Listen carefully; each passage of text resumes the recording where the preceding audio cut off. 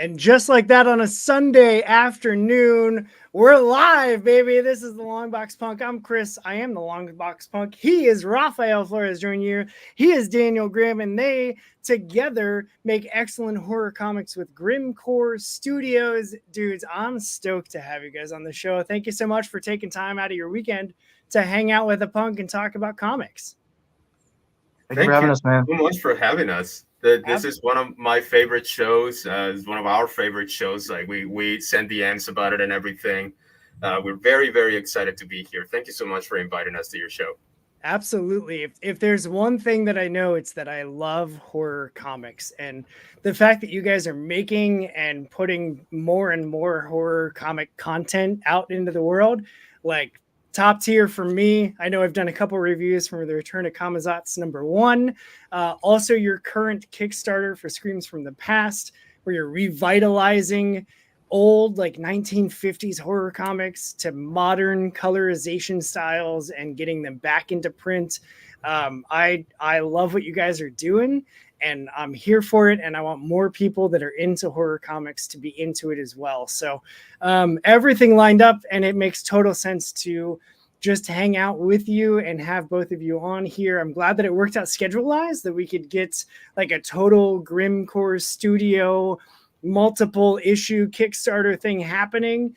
I think timing wise, it just worked out perfectly. So instead of me talking a whole lot, which I know I could do and just gush about indie comics and horror comics specifically, instead, I would rather obviously hear more from the both of you. So like, how did Grimmcore Studios come about? Rafael, how did you get involved? Like, tell me the origin story of how you ended up making the comics that you're making here in 2024.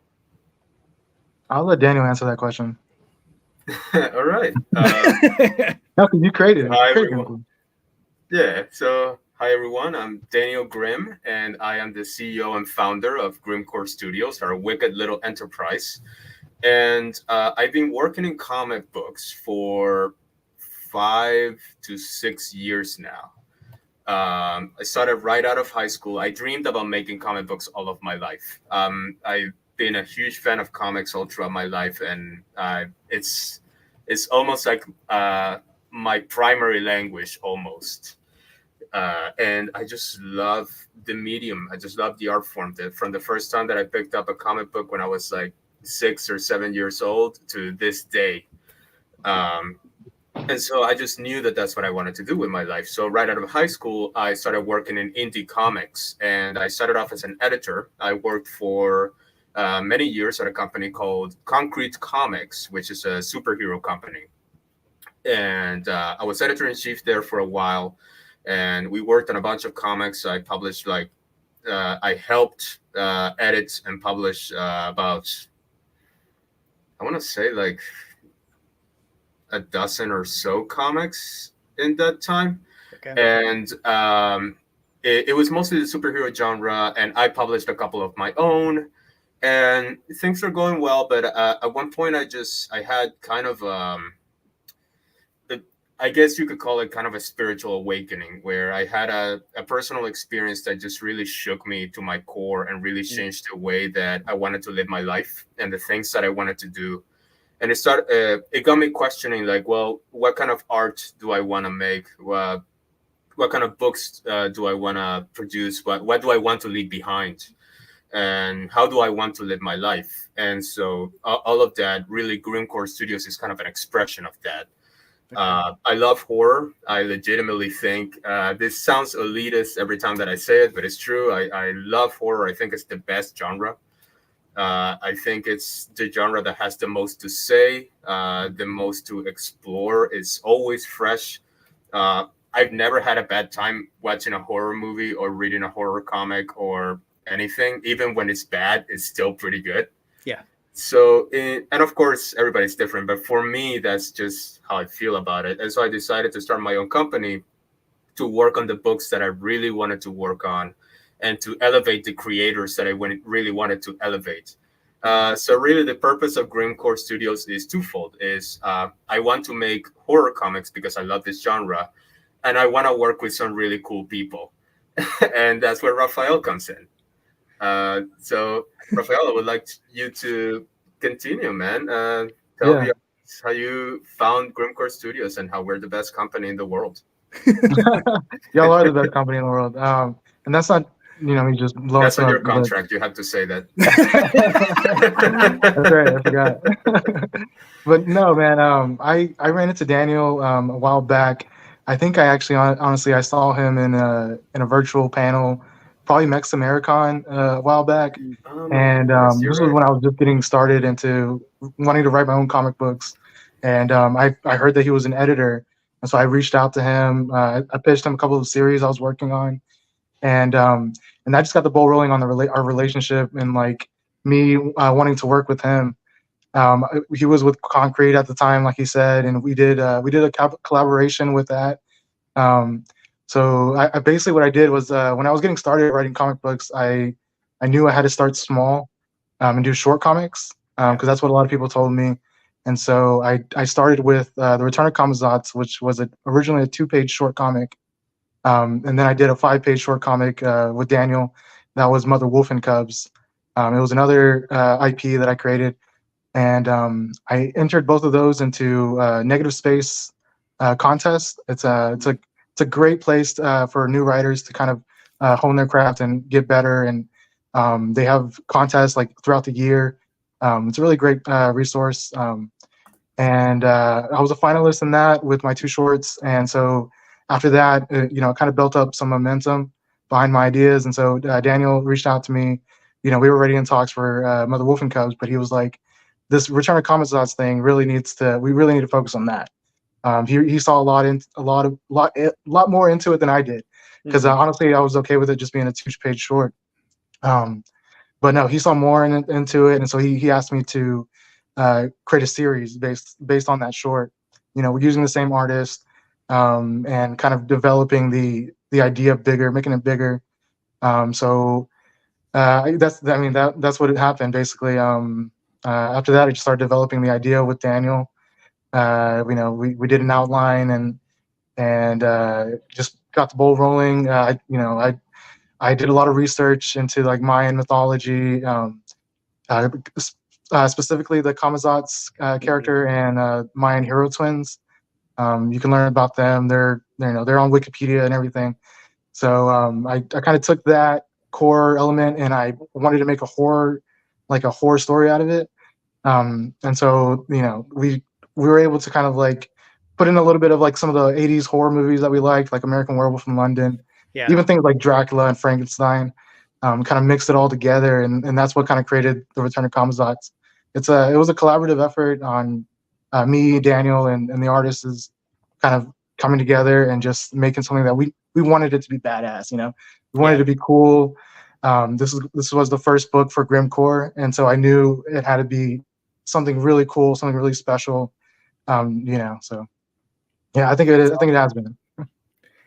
I mean, personally, I definitely I read Return of Camazotz and was like, where the hell is this going? Like, what else do you have in the canon? So when you were teasing that out from the 2-page all the way into like its own thing, like how far of the story did you develop it? Like, what's the ultimate? I know I've seen on your social media, like you've got more planned for it. So is it like a full, like 4 or 5 issue mini at this point that you've got planned out? Like what's the future for that book look like? So it's going to be a 3-issue, 3-part series. Okay. And then we're going to put it in a graphic novel. And it's gonna kind of feel, I think when it's all collected, it's gonna feel more like a movie, more like a, because that's kind of how I wrote it. But we just ended up finding these good parts in the story to leave as cliffhangers so that we could release it as a issue by issue series. Got it. But I think I have a strong feeling just that based off the reception of the idea and just me personally, I really like these characters. I really like the world that we've built. And so I think that in the future, I think this is going to be the end of this story after these 3 issues. But there's no telling what we can do in the future with this world. That's awesome. Yeah, and Daniel, when you were first like reading that 2-pager, what about that story was for you the thing that was like, there's more here, and we can definitely turn this into a more robust story than just a 2-page comic? That's a really good question. I just, first of all, what really got me was the artwork.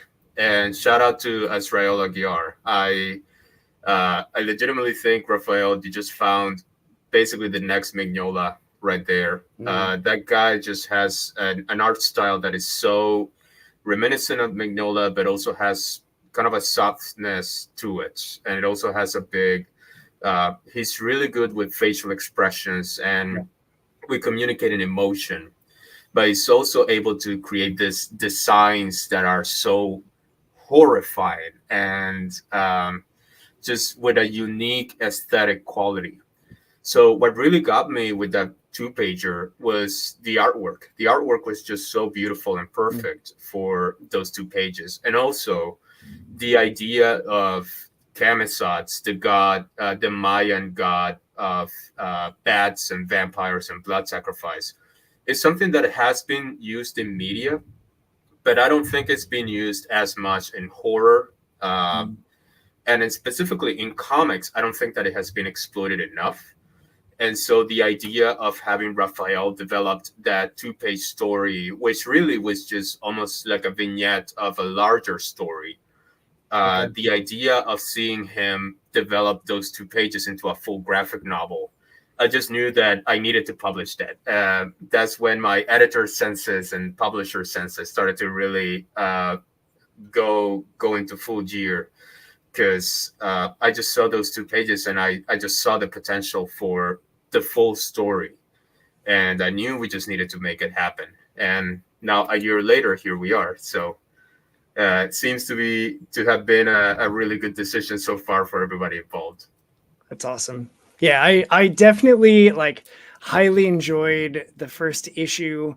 I appreciate you guys sending it and sharing it with me. And there's a review on my channel that you can go watch and then buy it for yourself as part of the Kickstarter, which is live right now for Screams from the Past. And I'm curious, like, how the hell do you get how does working out the rights logistically work to be able to like recolor and revamp these old stories from the 50s? Like, these are 70-year-old comics tales, and like how does that work?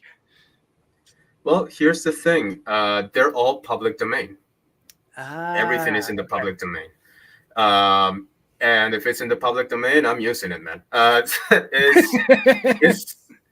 It's interesting. So what happened was, during the 50s, horror comics were like all the rage. What people think today of superhero comics dominating the space, they're not. Or I think a more correct statement would actually be that what manga is today to comics is what horror comics were to comics back in the 50s.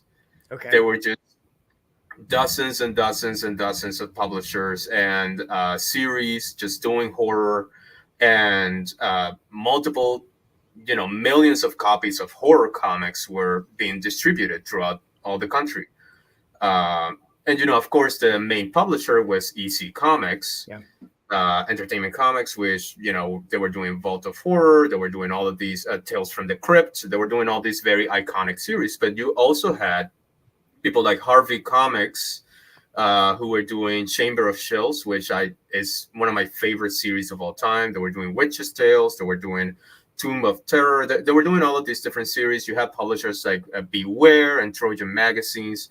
So what happens is that this psychiatrist, this psychologist, Frederick Wortham, he starts to look at these comics, and then he sees some stuff. He makes like a very false correlation between horror comics and juvenile delinquency in the United States. And he also, starts saying some really nasty stuff about multiple things. And just he publishes this book called Seduction of the Innocent. And this book becomes a major hit. He's going on television telling parents about these comics are going to turn your kids into satanic deviants and they're going to become delinquents and all this stuff. So parents start going and burning all of these books en masse. And just like there's pictures, we even have a couple of pictures in the trailer for the comic on the Kickstarter of just people grabbing all of these comics and dumping them on big piles and just burning them in their neighborhoods. And there was even like a government hearing of a lot of these publishers where, you know, Congress was basically looking at a lot of these publishers and having them on stage and asking them questions about their practices and if they thought that it was appropriate to do all this stuff. But and the result of all that was what is known as the Comics Code Authority, which, interestingly enough, was not government mandated. It was an independently created authority that parents could go to. And if you were a comic book publisher and you wanted parents to let their kids buy your comics, you went to this independent seal and sent them your comics for approval to have their seal on the cover. But it wasn't government mandated, which is why Stan Lee was able to get away with like having Spider-Man deal with drugs and stuff in comics. But in general, all of this happens within the spans of like 5-6 years. And it just completely destroys the industry. You know, if it didn't have the Comics Code Authority on the cover, the magazine would go under, you know, because nobody would let their kids buy the comics. And the public perception at that point was, if you buy these comics, you are some kind of deviant and, you know, you don't belong in society and stuff like that. And so a lot of these companies, unfortunately, went under. They just kind of went out of business. And by the time that it got to the point where they could have renewed their copyright, the companies just didn't exist anymore. And a couple companies who had moved on from those titles, who were able to survive, just didn't bother with renewing the copyright during the 60s and 70s because they were like, well, we will never be able to use this because this has all that baggage. And so it all went into the public domain. And there are some wonderful websites online, like Public Domain Comics. Archive.org has a lot of different public domain comics in their collection, which are amazing. And so when I was starting Grimmcore, I kind of wanted to look for inspiration of like, well, what kind of books can we develop? What kind of things can I write about? And I'm big on comic book history. I'm big on the history of the medium. And so I decided, well, you know what, let me look at the stuff in the public domain. And I thought that there was maybe like a couple comic books in the public domain.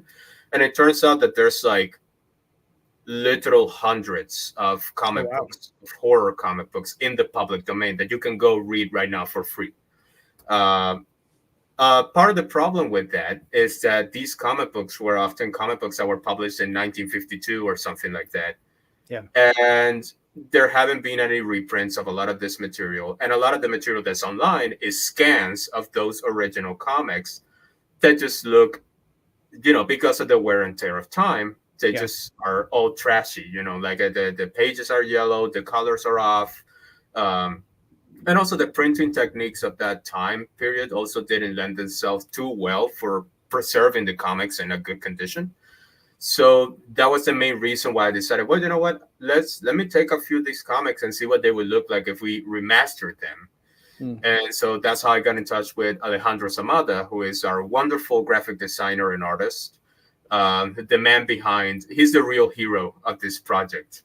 And he brought these comics back to a level of quality that is just absolutely fantastic. Yeah.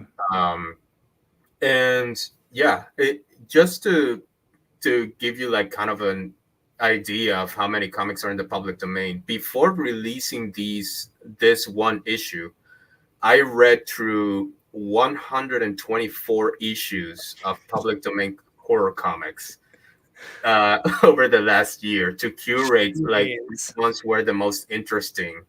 And we've been publishing them for free on our newsletter so far on Substack. But I decided, you know what? People like reading these. These are interesting, and there's so much material. Let me just publish them. And that's how we get to Screams from the Past, which is now live on Kickstarter. That's awesome. That's so good. Like, I discovered, ashamedly, like the older horror comics much later than I should have. because I had to get through the normal tropes of like, you know, superhero comics, because that's what Right. everybody thinks that's outside of comics. Like, oh, comics are just about superheroes. And then you get into comics and you're like, no, there's so much more. And then, so like, I got into, you know, like slice of life and like thrillers and mysteries and spy stuff. And then it suddenly was like, well, wait a second, I love horror comics. And like, I watch horror movies religiously, like every October. And then it creeped into like September and October. And then the last 3 years it's been August, September, and October. And like, I make this huge curated list every year, and I'm going to do it again this year. And like, I just watch nothing but horror movies, much to my wife's chagrin, for like 3 months straight. And so I was like, well, I love comics and I love horror. Like, what horror comics are out there? And so I started perusing at my local comic shop, and I was like, I don't see a ton of stuff. And he was like, yeah, there's not a ton of stuff. And so then I was like, well, but like, why? And so I started doing the research and reading, and then it was, oh, moms were mad that kids were reading horror comics because Right. they were showing terrifying things, and they were worried that their kid was going to be the next like Columbine person because he listened to Marilyn Manson. And like, okay, all right, awesome. That now I understand. Right. But for The like, story is all this time. it is. And so for like new creators that I'm discovering that are writing horror comics, I'm just like even more excited about it, because I can go to any comic shop and pick up superhero books from the 40s, 50s, 60s, like detective books. All of this stuff survived because the Comics Code didn't say burn the books. Like, Right. they just weren't a victim of that like horror was. But with horror comics, if you get to a certain point when the code was still active, it's like, well, shit, like what do I do before the code? Like, they didn't let any of those things live or survive or any of that stuff. And so that makes me even hungrier to read and find horror comics that are being made currently. And so like having a publisher like Grimmcore that's specifically focused in putting out like top tier horror comics is like, as a fan, like, yes, like please just keep doing it. Keep giving more and more horror, because I'm gonna just read all of them and love all of them.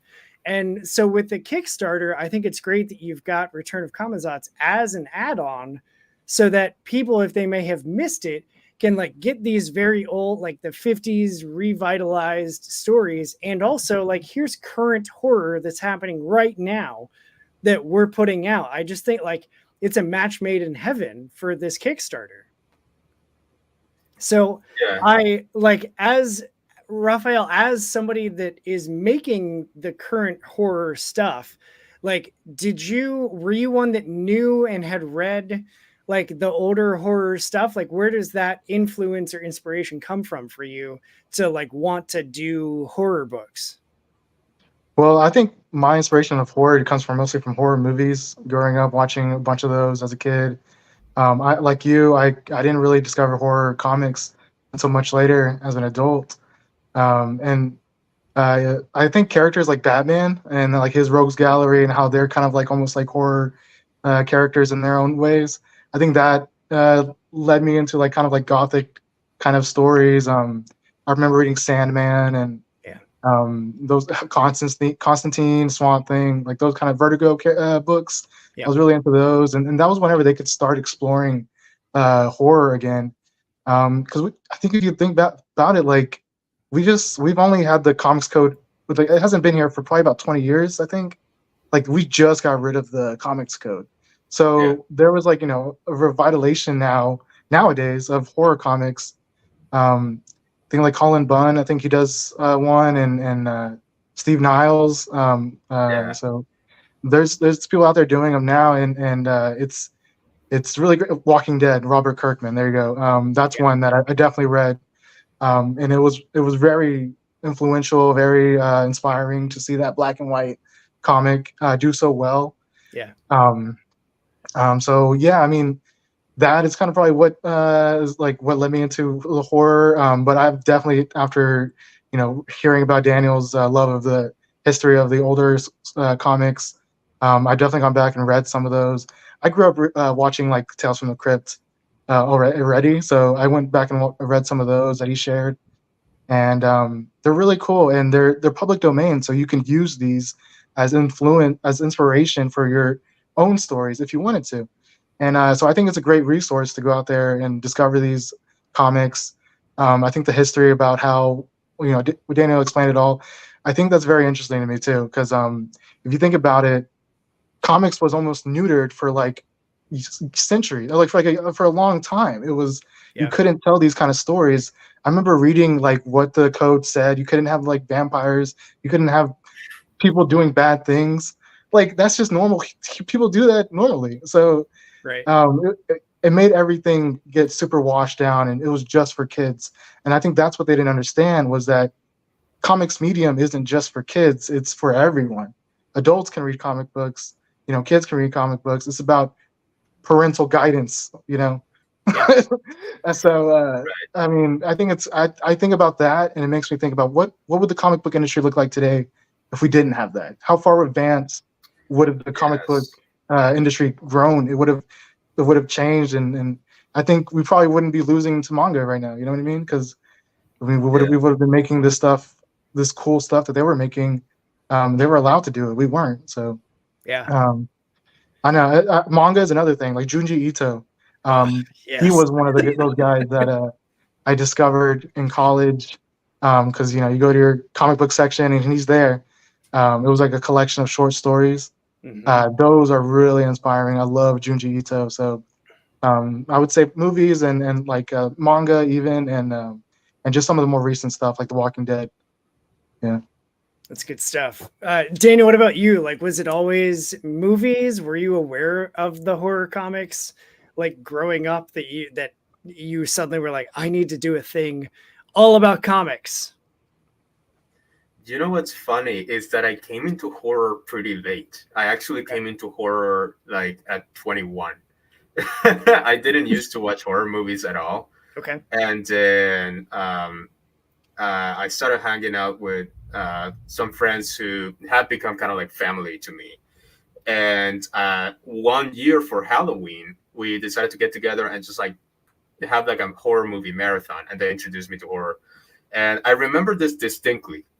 The first movie we watched was Zombies. Zombies. It's about a zombie apocalypse in a zoo. And it's a Z movie. Not Z because of zombies, Z because of quality. It's every bit as bad as you think it is. And it is absolutely beautiful. I fell in love. And then right after that, we watched John Carpenter's The Thing. Okay. And it was just like that extreme change from like the trashiest of the genre that I had an absolute blast with. Yeah. And the absolute beauty of John Carpenter's work on The Thing. Yeah. That it was just, my brain broke at that point. And I just became like a horror nut. I went on like, I started educating myself on horror and just watching everything. From the Universal monsters to 80s horror to 90s horror flicks, everything that I can get my hands on, I would watch it and read the comics. And I did actually consume horror comics before. Okay. The Walking Dead, I still think I love that you mentioned that, Rafael, because that's still, I think, the most successful comic book when it comes to independent comic books. Yeah. In the last, like, I don't know, 20 something years. I think it started being published in like 2002 or something like that, or 2004. And it's just genius. It's just a genius piece of work. And for me, it just kind of like became this thing. I became obsessed with that. I also read 30 Days of Night, by Steve Niles, which is an amazing comic book. I love that. I love that series. Yeah. It was actually very sweet. I got to connect with Steve Niles on Twitter recently, and he's Cool. one good thing to come out of Twitter. He just ended up being a very sweet guy, and we had a nice short conversation, and I got to say thank you for making this comic. It was really influential. And I got to send him a copy of Screens from the Past, and you know, it was just like a nice little interaction there. But that's another thing that I think I really found is that the more I got into horror, the more really sweet, nice people I got to meet, because the horror community is just one of the most wholesome communities that you could possibly find, which is hilarious. I that always cracks me up. But it's like, oh yeah, you know, blood, guts, gore, skulls being smashed open, and it's like, oh, it's like the most wholesome person watching that kind of stuff. I feel maybe it's because all the aggression goes out by watching that stuff, and so you kind of like turn into like a very nice, relaxed person. Right. But don't quote me on that. But it's just, yeah, I just fell in love with the genre, and when I was kind of like, when I had that experience that just got me to want to start my own thing, I was like, well, what kind of direction do I want to take? And I already did superheroes, and I was kind of over that. No hate towards the genre or the people that love it. It's just like I was no longer, it was just not what I wanted to do anymore. And so I just decided, well, you know what? I love horror. It's what I watch all the time. It's what I read. It's what I think about. Let's just make horror comics. And honestly, this past year and a half now of working on Grimmcore Studios and making horror my main thing have been the most successful and fulfilling time that I've had in my career in comics, as an artist and as a creator. Just being able to dive deeply into the genre that I love and being able to share it with people that love it as well. That's awesome. There is something to be said about like the community of not just horror, but even like indie comics and then horror comics. Like the more and the further I get into engaging with more and more people that are in both communities, the more that I find like everybody's just supporting everybody.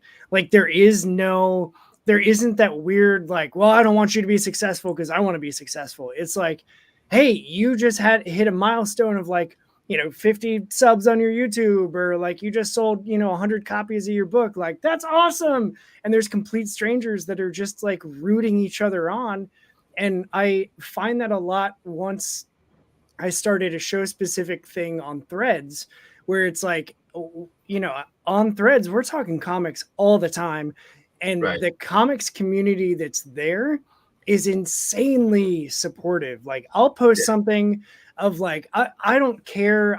I've been doing broadcasting for 15 years. Like, I don't care about the numbers anymore. I don't care. Like, this isn't I'm not making money on this yet. But like, if you want to sponsor me, hit me up. Shameless, but like, I have a regular job.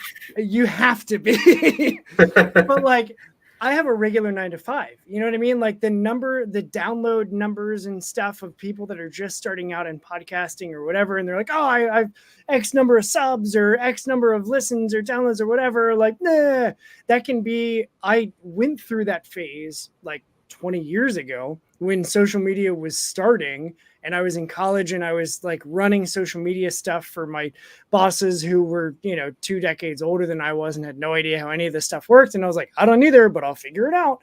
And like, I was obsessed with numbers and followers and all that stuff. And I found that once I stopped caring about that and just focused on like, I'm going to do the thing that I want to do. Like, I want to talk comics. I love pro wrestling. So I'm going to talk pro wrestling. I love music. Like, I love going to local shows and stuff like that. Like, that's just what I'm going to do. And then by accident, I've stumbled into like this insane community that is so supportive. And it's just because like you focus on the thing that you want to do, much to both of your points of like, I want to do this thing in horror comics. Like, that's where I want to be. That's what I want to make. That's what I want to see. And it's that DIY mindset of just like, I'm going to do the thing that I want to see. And then suddenly you're finding all of this traction and this incredible community and wonderful support. And then like, it just is so anti what you're taught almost, that like once you just start making the thing and doing the thing, then suddenly it just kind of takes off and you find your people. And once you find your people, man, like that's the sweet spot. And I just like, it's so captivating and so terrifying for people to take that first step, because they're like, I don't have the numbers, I don't have whatever. And like, as somebody that just started this show exactly like 4 months ago, it's insane to me that I am pulling the views and the subs and the engagement on threads and like social media and stuff like that, and the shares and all of it. And like, none of those numbers mean a thing to me, because I'm talking to people that are of the same mindset that I am, where it's like, I want to see this thing, so I'm going to make that thing. I don't know any other podcast that talks to indie comic creators about like, what's it like to be an indie creator? Like, how did you make the thing? How did you start the thing? And also combining that with like the musical influence as well, of like, how does music influence what you're doing? And I just think there's something to be said about that DIY mindset of like working in indie comics and making comics that you want to see, because they're not there. So I'm just going to make them myself. Like, I just think it's like, I could talk for hours and I have about like, I don't know, man, there's something special about indie creators that are making stuff. And so like, I know I'm not, I don't have the art in me. I write, but like, it's not good. So I know what it takes to make comics and to start a company. For Christ, like, you started a whole damn company to do this thing, and now you're like out there and you're making the thing, and you've got successful series that are out there, and you're launching things, and you're working on more stuff in the pipe. Like, kudos to both of you for doing the awesome thing that you're already doing. I just think it's rad. So there's my like mini soapbox on why the two of you are just super awesome dudes. Well, let me say something, Thank you so much. Because yeah. Go ahead, Rafael. Well, okay, I just want to say it. I appreciate that too, man. It wasn't an overnight thing. Like, you Right. can ask both of us. We like he's spent years editing for Concrete. I was doing years of honing my own craft, learning about writing comic books as well. I say I grew up in the age of watching Comic-Con panels and watching those, and just like listening to the creators talk about creating comic books through that, and going to conventions, asking creators at those conventions. That was the kind of stuff. That was how I learned. And then, it wasn't later on that I took a Kubert school class, and I really just did that so I could put that on my resume. You know what I mean? Yeah. But I felt like I was already ahead of these guys who were in the class, because I did the work of figuring it out on my own, how comics are made, what is pacing a comic like, what is the page turn, all that stuff. It takes time to really learn all that stuff, but then you got to do it. You got to do the work too. You got to make comic books. The best way to do that is short comic books, because you learn so much just by doing a 2-page short comic, because you learn how to hire a team, you learn how to be the lead creative involved, you learn every step of making the comic, from the thumbnails, the art, the coloring, the lettering, and even the publishing part of it, because then you got to go get it published, you got to print it. So I always say making short comics is the best way to level up as a comic book creator. You can always do your longer form comics once you kind of learn the ropes, is what I like to say, because I'm also a wrestling fan too. So you got to learn how to run the ropes, you know what I mean? Yeah. And then you can learn to dive off them and shit. So yeah.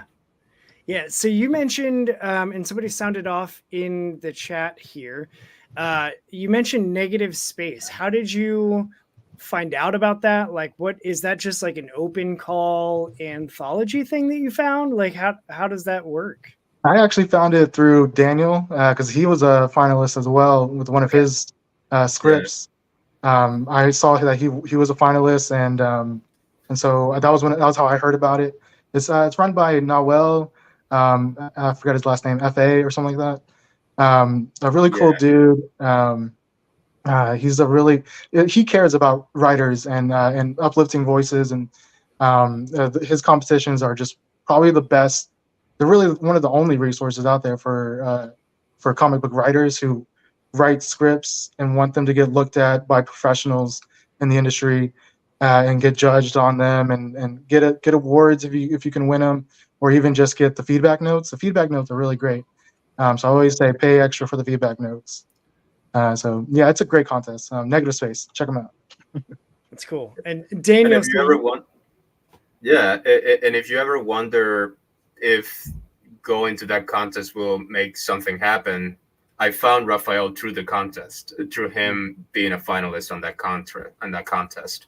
So, for what it's worth, publishers can notice you, and you can actually end up developing something much larger by entering this contest. So I have nothing but good things to say about Negative Space. They're a wonderful resource, and we got a lot of love for what they did. Actually, the script that I became a finalist for that contest was a horror script. It was the first horror script that I wrote, and it became a finalist. And it was just the most fun that I ever had, like writing something. So it was just like, oh yeah, no, this works for me. Creatively, this is the path that I want to go down on. Yeah, that's awesome. And also, we had somebody mention again with the comics code, like seeming like on the American state side, like we're kind of behind the ball when it comes to pushing the envelope. Because I agree with you, Rafael. Like I discovered Junji Ito even more recently than you did. Like I just discovered him maybe 2 years ago. And I think it was because I was just like, I just wanted something different. And I only started like, I was always a Dragon Ball Z fan. So like I have mad love for Akira Toriyama and everything that he put into the world. But I got to the point where I was like, well, like what else is out there? Because it seems like they can do stuff differently than we can in American comics. And so I just started going on like a bender of buying up like random manga that I would find. And, some of it I was familiar with, like Full Metal Alchemist. I picked up a volume of like Death Note and Ibitsu. I found it like half price books for like $3. I was like, I don't even know what this is, but this looks terrifying. So like, I'll buy it. And like, sometimes you just got to take a chance. And, even with the Zombies movie, like, you had no idea going into what you're getting into. And then you came out of it and you're like, oh my God, this is awesome. Like, this is so cool. And I'm finding that that's my experience with like horror manga, where it's just so different. It's so different than like anything we have stateside. And it probably is because we had those limitations for so long that they didn't have, that they could explore all of these weird nuanced, like the Swiss cheese guy and the like slug mouth girl, and like Junji Ito could do that stuff, and he just had the freedom to do that. And also, if you haven't seen the Tales of Japanese Macabre on Netflix, based on his books, like it's excellent. It captures the like anthology feel and just the like short, terrifying animation style is great. So like I hope that we get more of that because he's got plenty of material. But that's neither here nor there. Like as somebody, I remember the first horror movie that I watched, and anybody that I've talked to that's into horror, they remember their first horror movie because it just is like oh my gosh, this is what movies can, like, I remember the first anime that I watched because it, like Akira, for me, I was at a buddy's house in like junior high, and he stole the videotape from his older brother and was like, yo, my older brother has this thing, and like, we're going to watch it because he's at his girlfriend's house. And so we watched it, and I was just like, this is what a movie can be. Like, oh my God. It just like changed everything for me. And I feel like I had the same experience when I watched Hitchcock for the first time. Like that was my introduction to horror, was The Birds and Psycho. And it was a double feature. And I was at my Nana's house, like sitting on her house as she's, doing wonderful, lovely Nana things like cleaning the kitchen walls or something. And I was just sitting there watching Hitchcock, and I just like, that's a foundational memory for me. And so I wonder, like, do you have, outside of like first horror movies, do you have other elements for you like with creating comics or reading comics that for you just stand out like this is the moment that things changed for me? For me personally, I don't know. I've had a long journey in this creative space. Whenever I was a kid, I was really into animation. I remember the Batman the Animated Series. It's probably my favorite cartoon. The Scarecrow used to give me nightmares. I remember that vividly as a kid. I was like a little kid. That one of those episodes gave me nightmares. And I grew up reading. I mean, watching a bunch of horror movies from like Texas Chainsaw Massacre, American Werewolf in London, House of a Thousand Corpses. So I mean, as a kid, The Exorcist. I mean, I watched them all, and so I think that just led me into being some guy who appreciated horror. In high school and college, that's whenever I was like, well, I'm going to do animation. I wanted to be an animator, but I couldn't really draw well, so I decided to become a filmmaker. And this is where I guess everything kind of turned for me, was because I learned that if you want to be a filmmaker, doing horror, starting out in horror, is probably the best thing you can do. Just because of the horror genre, it's a very cheap genre to make a movie in. Also, if you make a bad horror movie, it doesn't matter. People are still going to love it. Right. So it's like a very safe genre to work in. And that is what kind of really opened my eyes into what the horror medium being something that's almost, I agree with Daniel, it is superior to a lot of those other genres, because you can tell any genre of movie, you can tell a horror version of that. Like horror can chameleonize itself and do everything.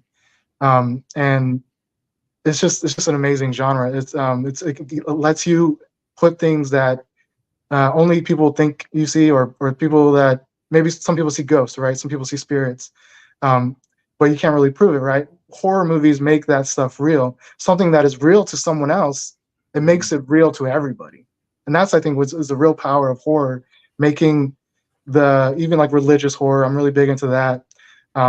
The possessions, that kind of stuff. That's, to me, that stuff really does happen. And so being able to see it in a horror movie, I mean, now I know how to perform an exorcist, right? Because I watched The Exorcist. Yeah. And yeah, I just, but yeah, growing up, wanting to be a filmmaker for a little while, I eventually decided I hated making movies, because it's tough to get a bunch of actors together, a crew together. It takes a lot of effort. Making comics is a lot easier process. Of you just really need to hire the artist, the letterer, the whatever. Just it's a few people, and you kind of do it in steps. It's not like all together. We all need to round up together and shoot this thing in 5 days.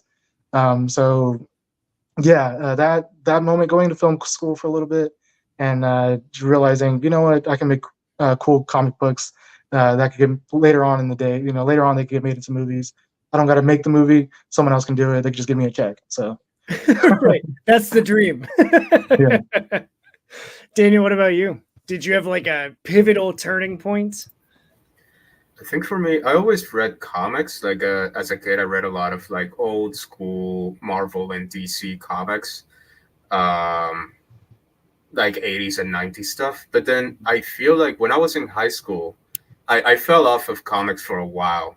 Like I just stopped reading them, and then I got really into anime, and I watched a lot of anime. That was my stuff. Naruto, Bleach, all that stuff. I was just obsessed with it.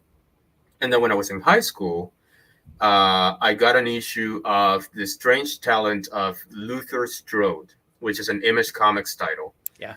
And it was like, Tread Moore, amazing artist. He's just insane. But like the concept is almost like, what if you take a superhero and make him a slasher?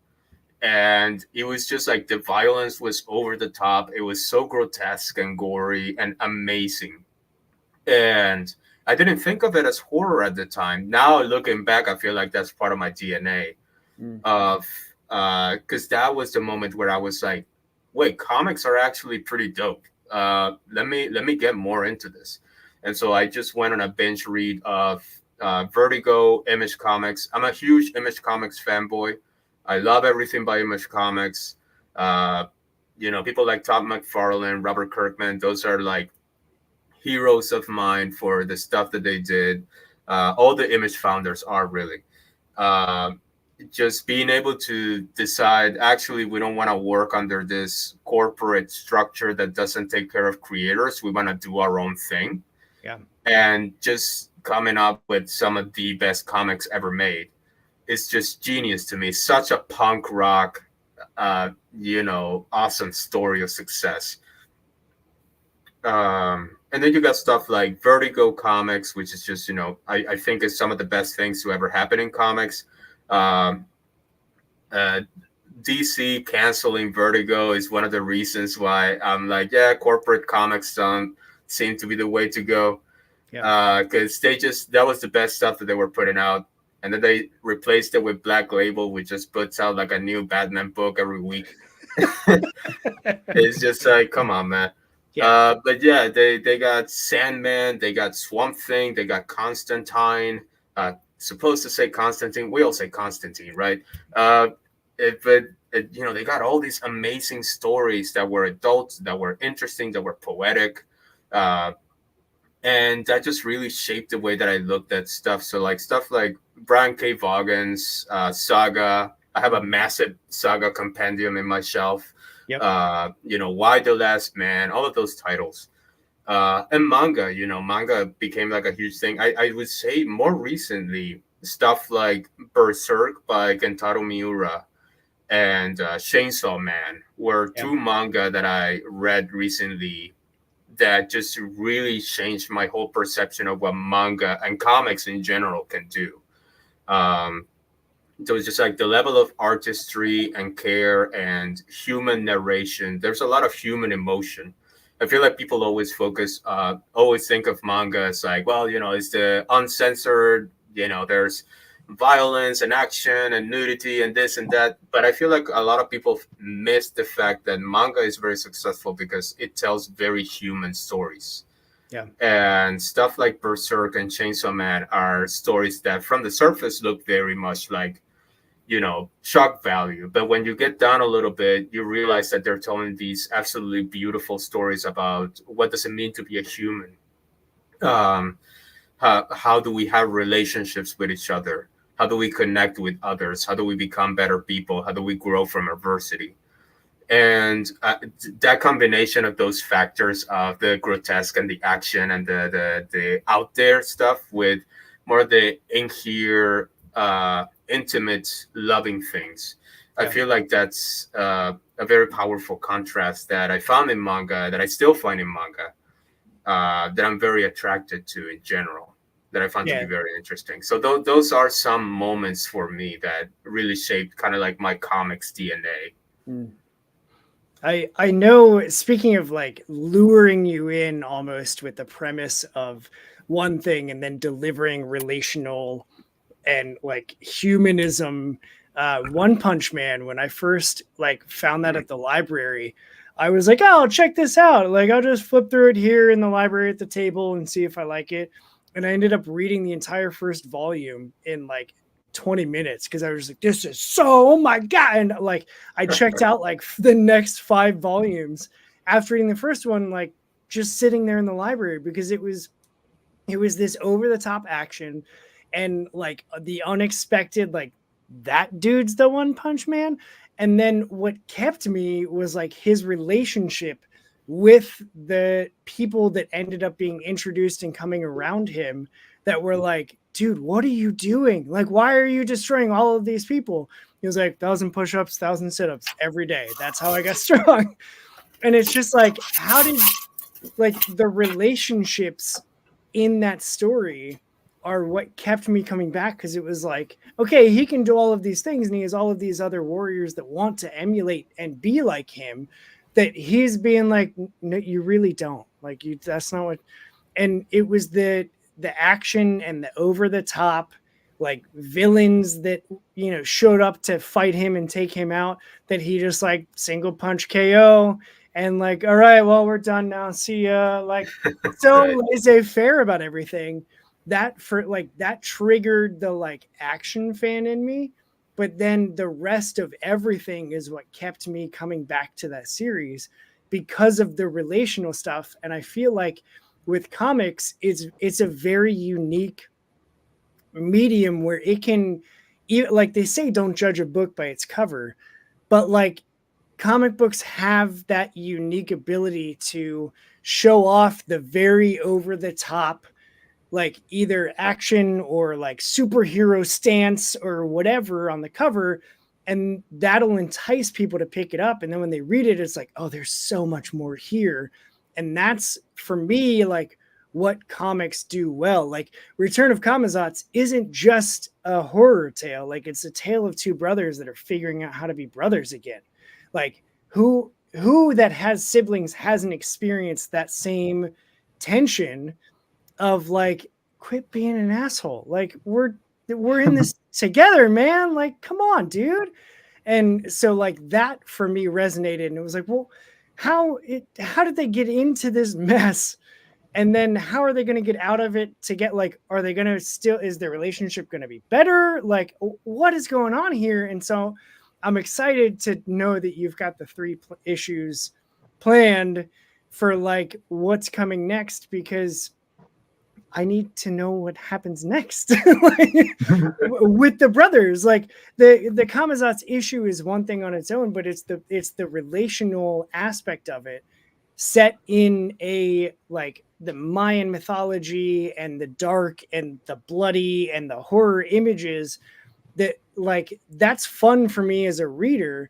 And then also it's like enticing to me to just continue picking up that book, like, okay, what did I miss, like what else is happening, what else is going on here besides this like demigod and all of these things that they're exploring. Like how did you just stumble upon like, oh yeah, Mayan mythology and the god of like sacrifice and blood and bats, that's what I want to chase? Like how did you end up telling that tale? So I remember learning about Kamazotz through, if you ever, there's a Mayan Batman statue somewhere out there. Some guy created it. It's like a Batman, but it's in like designed like a Mayan if they made it. And then Okay. like this circulated online for a long time saying like, the Mayans created Batman and stuff like that. Kamazotz is the original Batman. I remember reading that, learning about Kamazotz, and that kind of was like, well, this guy's really cool. Like, because I am Mexican, this stuff is like my part of my heritage, part of my, upbringing even. And so learning about it, you don't learn about it in school, right? So, learning about it on my own, reading the mythology, trying to understand it really, even in a way that's not just like, they're not just gods that kill people or live in the sky or something. Like a lot of times these gods mean something more spiritual, to being a human being really. And so I was really into that. I wanted to make a Mayan story, Aztec story, and I was developing it, but it kept growing into something that was too long for me at the time to do it. It was Daniel who, after making that short comic, was like, you need to focus, you need to focus on this idea. And like I would have, like I needed that, I needed an editor to kind of help me focus my thoughts so that I wasn't trying to develop something that was impossible, Yeah. because it is your first comic. It was my first comic, my first series even. And so like it had to be a self-contained story, but it also, I wanted to add that Mayan mythology into it. And so Kamazotz is just the coolest thing that they got, really. It's really simple. It's an easy idea to understand right away. You just look at it like, yeah, that's badass. It's a giant bat. Like, I want to know more about that, right? Like, Yeah. everybody does. He's in like Godzilla right now, and I'm pretty sure DC is gonna, steal him from me. But hopefully I get to do that. But that would be cool. But yeah, I just, it's just something that's out there. Everybody can learn about Kamazotz. Everyone can tell a Kamazotz story. It's a public domain figure. It's just like the Greek gods, and so I think that there's not much media out there with Kamazotz in a horror story at all. And I just felt like his whole vibe, the story of the Mayan hero twins going in. This is like like a Mayan story going into the underworld, facing against the lords of the underworld, and Kamazotz comes and he takes the head off one of the twins, that was all there in the mythology, and I was like, I'm just gonna pull this into the horror story. And I put in a lot of like American Werewolf in London was in there. That was one of those movies I grew up watching, that whole transformation scene of the man turning into the wolf. That's like super, super scarring on you, right? When you watch that for the first time, like you can't get that out of your brain. So I wanted this story to have that element of this transformation of this person, into Camazotz. What is this going to look like? What is that story going to look like? It was really easy, honestly, to write the story. It felt like it was already there. I just had to bring it out into the light, kind of mess with it a little bit to get everything flowing. But it was already there, man. I just kind of brought it out and made it cool and made it gothic and added the horror and stuff. The story of the brothers, they're based off the Mayan hero twins in a way. The Mayan hero twins have this own kind of curse where they have to, before them, they had their own uncle and father who were hero twins, and they faced the lords of the underworld, but they all died. And then it was like the next people came. And then, so I wanted to tell the story of the next generation. This is the newer hero twins. What do they do? What do they look like now, today, in modern world?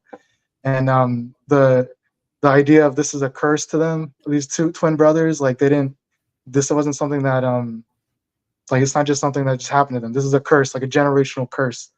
And it's something that they can't really stop, or they try to, of course you try to stop this stuff from happening, but the forces that are greater than you are going to make this stuff happen.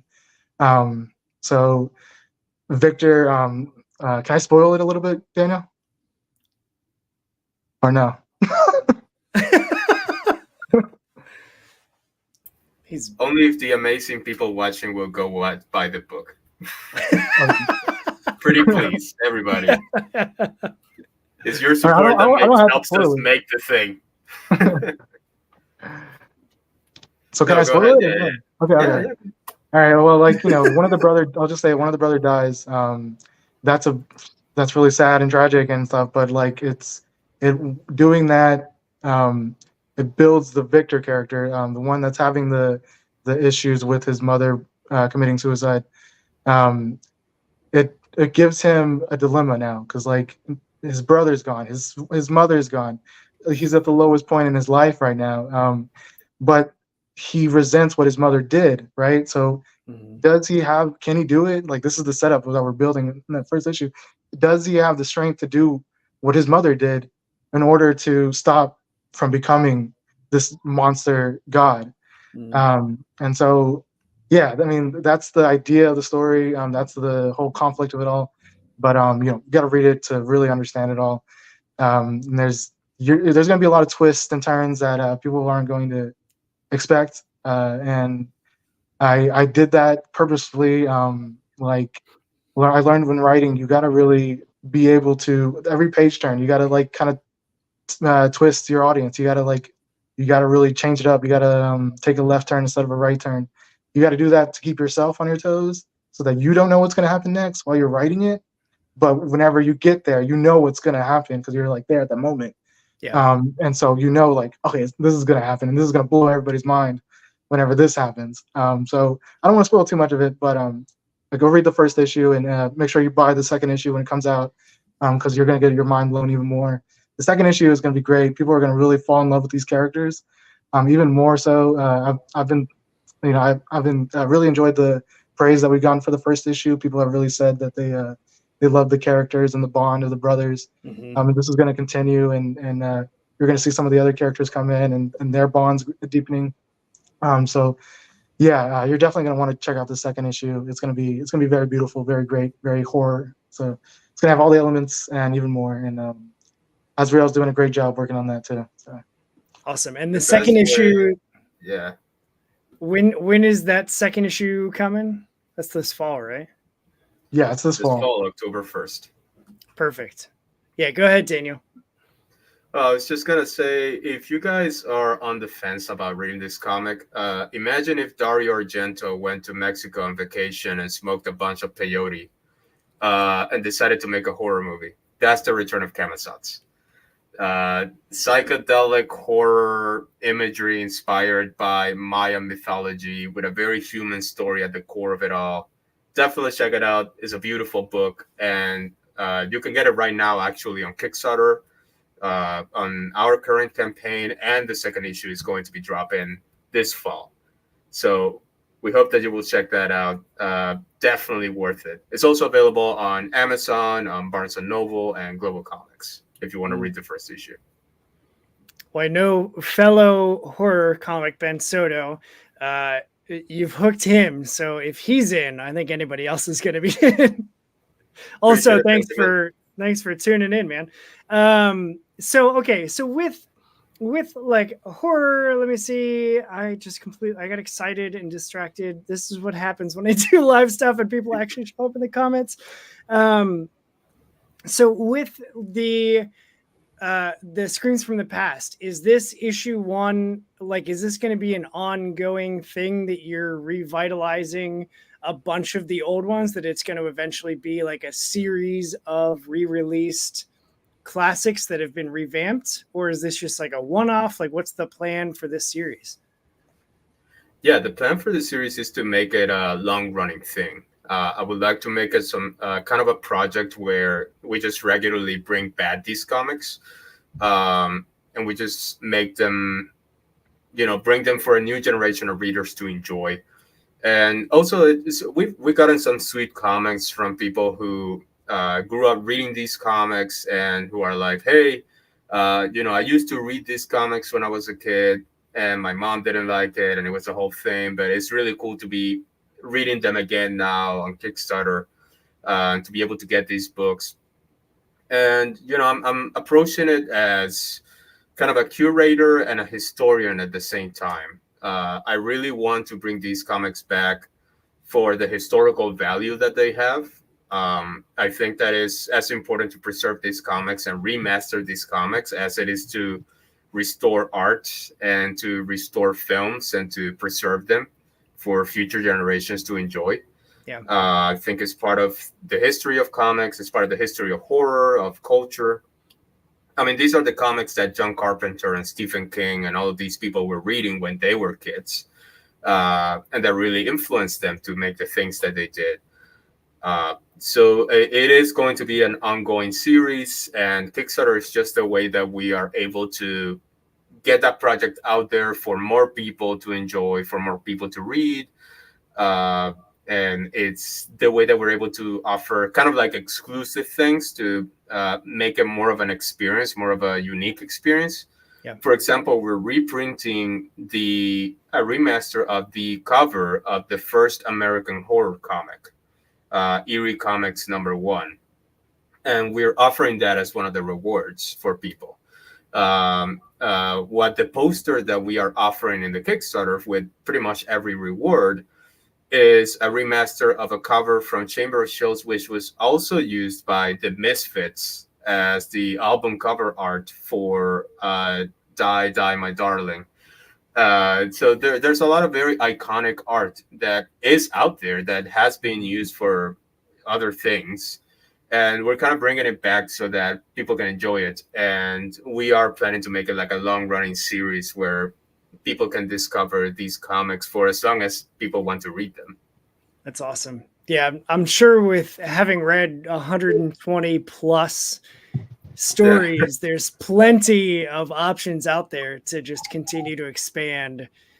So I love that that's going to be an ongoing thing, because I think I mentioned, I don't know if it was on air or before, but like, I love the old horror stuff. And so like, even with movies, every year, like, I go through decades and I watch a horror movie from every decade before I start watching the rest of my horror list, because it gives me a perspective of how horror has changed and evolved from like the earliest to early, like the first horror movie was done in the 1890s.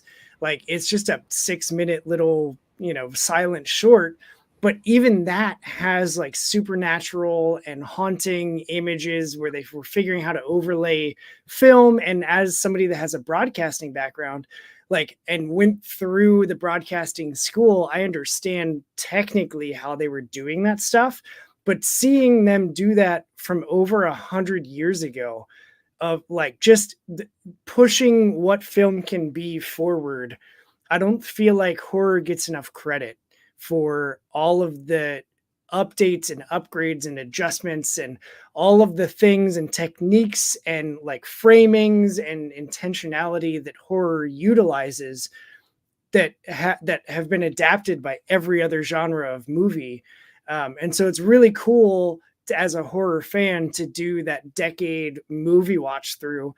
It's even cooler to then be able to read these horror comics from the grave, being revitalized, like revamped and brought back to life.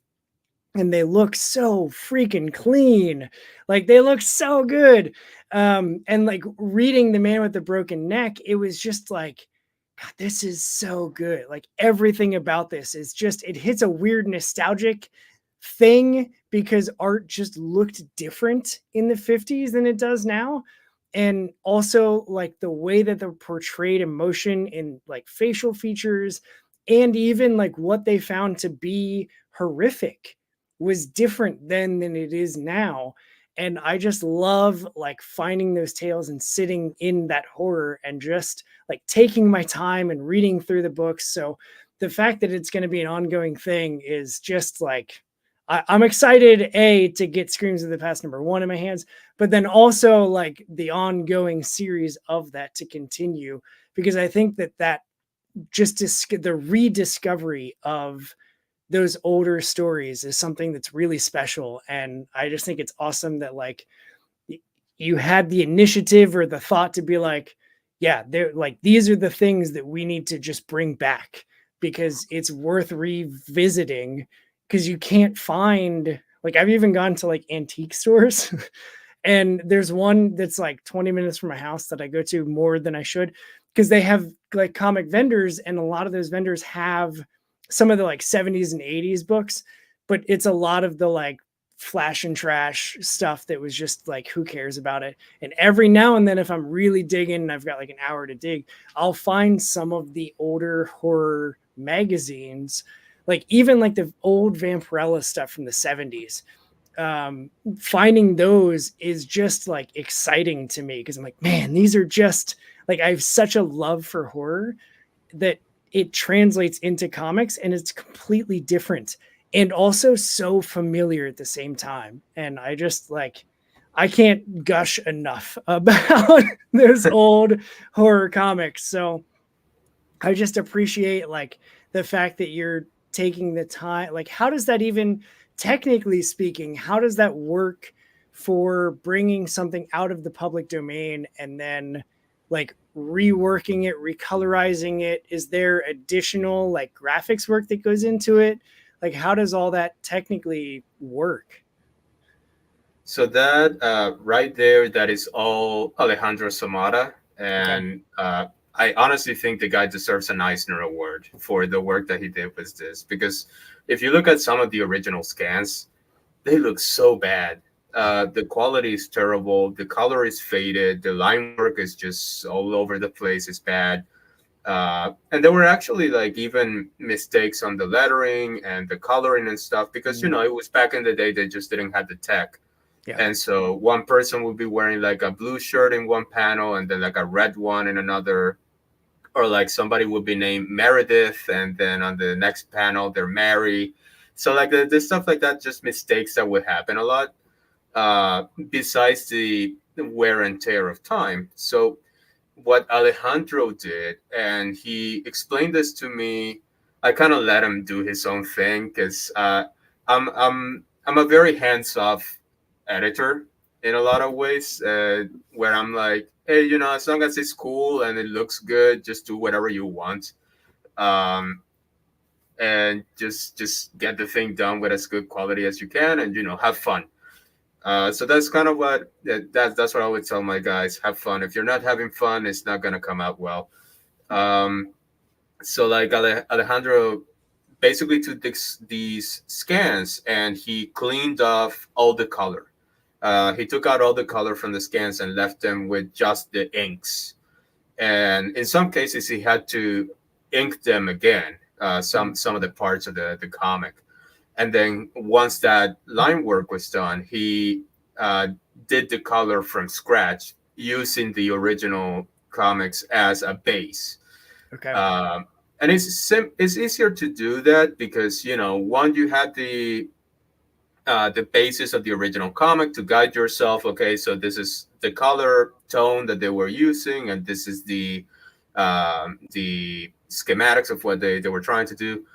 But also the colors in those original comics were flats. Like there was no color gradient, no nothing like that. It was just like, well, this is a green, and this is a red, and this is a whatever. So Alejandro was able to take that and also use kind of like more modern gradient in some of the comics without also resorting to like doing some kind of weird all new all digital look. He was able to keep the original look of the comics, which is what I wanted him to do, Yeah. while also bringing kind of a new quality to them. And one comic that I just love that he did that was Heartline. Fun fact: the Heartline comic was one of the comics brought to Congress because, according to parents, it was promoting necrophilia. Oh, Uh, wow. because the story is about a scientist that's trying to bring back his dead wife, and it's kind of a Frankenstein story. And parents were just like, "Well, not on my watch." That's awesome. I love Issue. that that's now So, included and coming on yeah. back. I was like, I need to bring that back. That's exactly the kind of comic that I need to publish. So Grimmcore Studios, wholesome family entertainment, folks. But it was funny because he took that comic and the original coloring is beautiful. It was done by Manny Stallman, who was a fabulous cartoonist and artist from back in the day. And what Alejandro did was he took the colors and he kind of played a little with the palette, the color palette. Mm. And he did kind of a psychedelic horror vibe to it, where he was able to bring back the classic quality and also do kind of like his own thing as well. Because I mean, part of it is that all of these comics are public domain. You can read them for free. Like, I'm not gonna sit here and try to be like a gatekeeper and be like, no, you can only read these comics through Grimmcore Studios. No, you can just go on archive.org or whatever and like read the comics. It's just that you're not gonna find them with the level of quality that we're presenting them with, and that is what we have to offer. We also are offering a lot of curation in this issue. For those 124 issues of public domain horror comics that I read, 80 something were pretty bad, I'll be honest.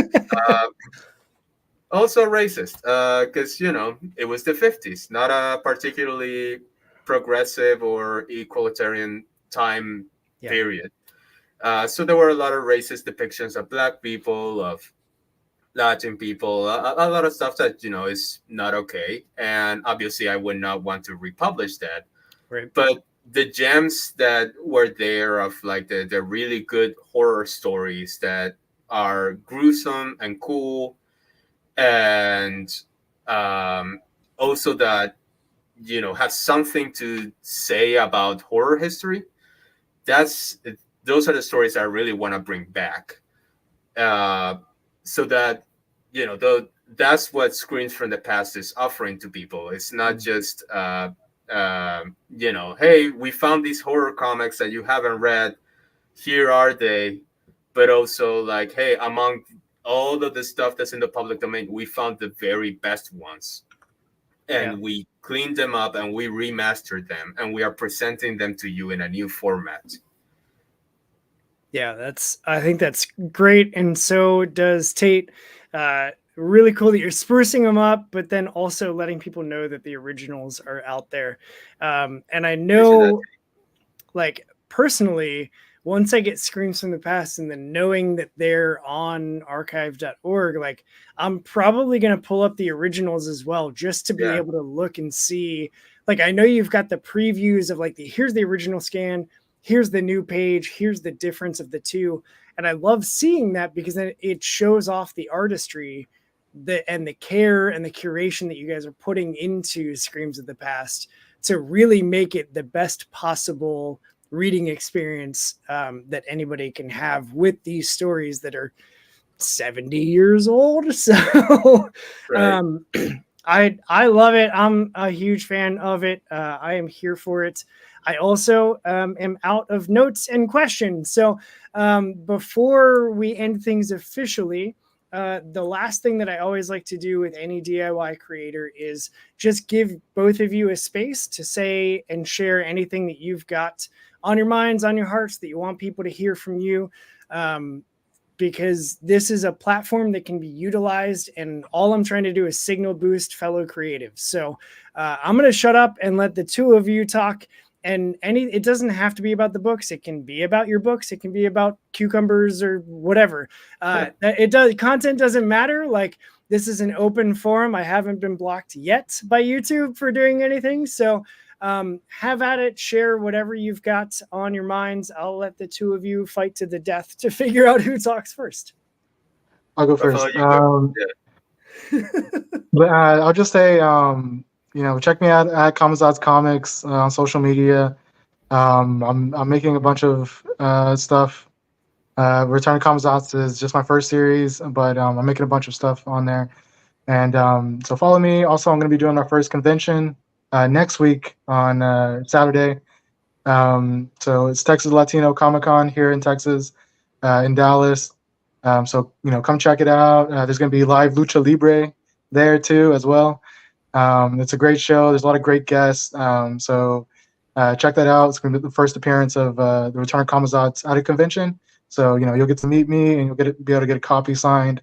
So I'm super excited about that. It's my first convention. And that's about it. That's me. It's been a pleasure to be on the show.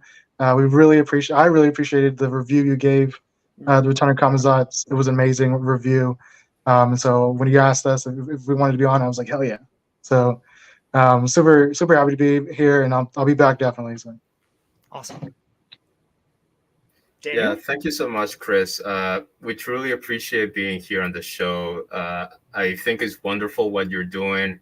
I'm a punk at heart, punk kid, so I love what you're doing, bringing punk and comics together. And I always say, make comics punk again.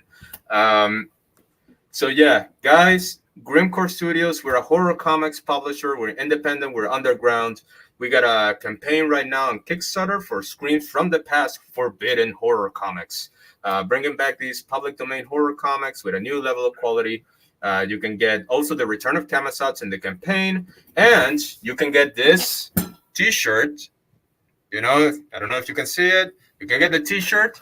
You can get the hoodie that Rafael is wearing right on the campaign. And if you can't support the campaign, we have also a free newsletter, a free email newsletter on Substack where we publish updates on our projects. We publish the original raw scans of Screams from the Past. We publish, horror movie and comic recommendations. We do interviews with horror creators. We do a bunch of stuff. So if you're a fan of horror, if you're a fan of comics, support the Kickstarter, or you can also join our newsletter for free so you can stay in touch with us, because we would love to have you join our community.